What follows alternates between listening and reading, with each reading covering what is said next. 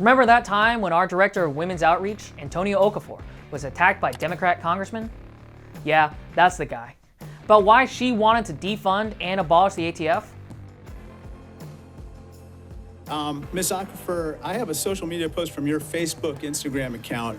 The image says you posted it on June 16, 2020. Here we have the seal of the Bureau of Alcohol, Tobacco, Firearms, and Explosions. And next to it, you said, quote, "We said what we said. Hashtag GOA, Gun Owners of America.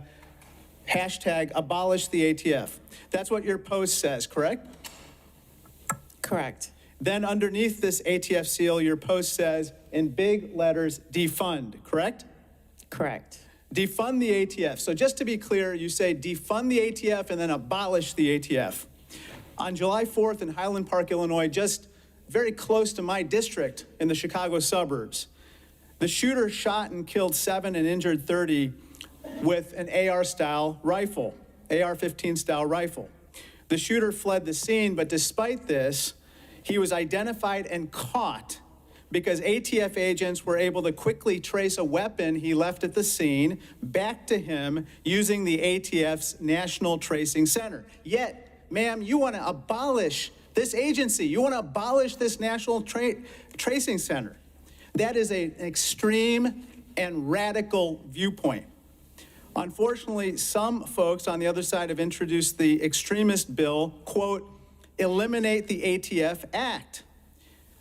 I respectfully submit we should help keep our law enforcement intact. We should help keep our communities safe, and we should be investing in the ATF and law enforcement, not defunding and abolishing it, as you would suggest, ma'am. A little behind the scenes fun for you guys. As you guys can see in this photo, I was there. So we knew the congressman was going to bring up a social media post from Antonia. So when he finally got around to asking his question, he just asked Antonia to confirm what GOA has been saying for decades, to get rid of the ATF. I don't think Antonia could have said it any better.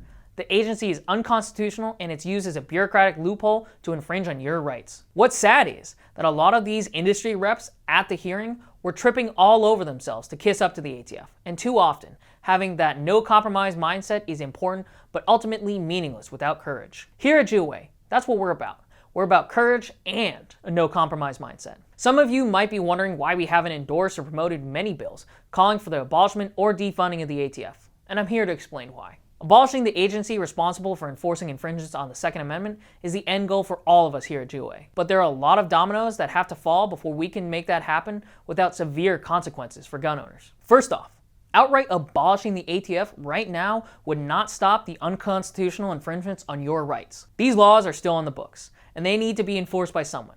And without explicitly abolishing the duties of the ATF before we abolish the agency, these responsibilities will just fall to another agency. These tasks will be spread out among government agencies and make it harder for GOA and all of you to hold them all accountable. Plus, most legislation to abolish the ATF does nothing about the hundreds of millions of records on guns and gun owners utilized by them. And so, without clear legislative language, gun records could be given to even more dangerous people than just the ATF. Imagine what would happen if the NFA paperwork was in the hands of the FBI. The gun registry, which we discussed in the series we've linked in the description below, might go to the hands of the military, or 4473s could go to Homeland Security. You can see why giving responsibilities to other agencies might present a risk for gun owners, possibly even being more dangerous than the ATF itself, if you can believe that. Filing a Freedom of Information request against the FBI would mean millions more records because of how broad their jurisdictions are. Additionally, it'd be harder for us to oppose anti-gun directors for these agencies because their responsibilities are so wide.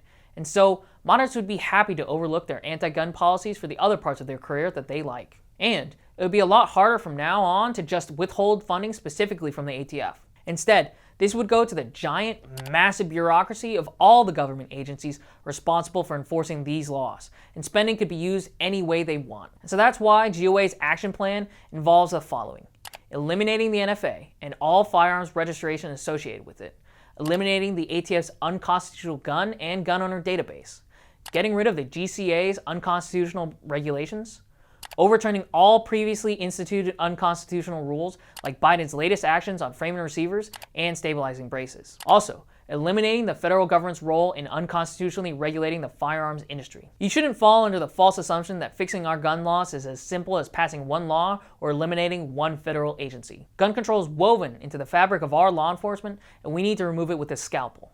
Removing unconstitutional laws, destroying the illegal registries, and preventing any government agency from using bureaucratic rulemaking to regulate your Second Amendment rights is a necessary and important step to ensuring our constitutional rights are protected in the future. Only when that is done, and every anti-gun statute that has been repealed so that no government bureaucrat is able to interfere with your natural right to self-defense, does the fun really begin. Then we can start abolishing the ATF. Turn all those vacated ATF buildings around the country into gun stores or kennels in honor of ATF's history with man's best friend. From day one, GOAs believe that the ATF is an unconstitutional agency that exists only to restrict your rights. But abolishing the ATF without first doing our due diligence would be nothing more than a symbolic gesture that would hurt the gun rights movement in the long term. Anti-gunners won't just stop pushing for gun control if the ATF magically disappears. Instead, we need to strip the federal government of all its so-called authority to regulate our constitutionally protected rights. And only then can we abolish the ATF, and maybe they can leave DC and make this town a whole lot better.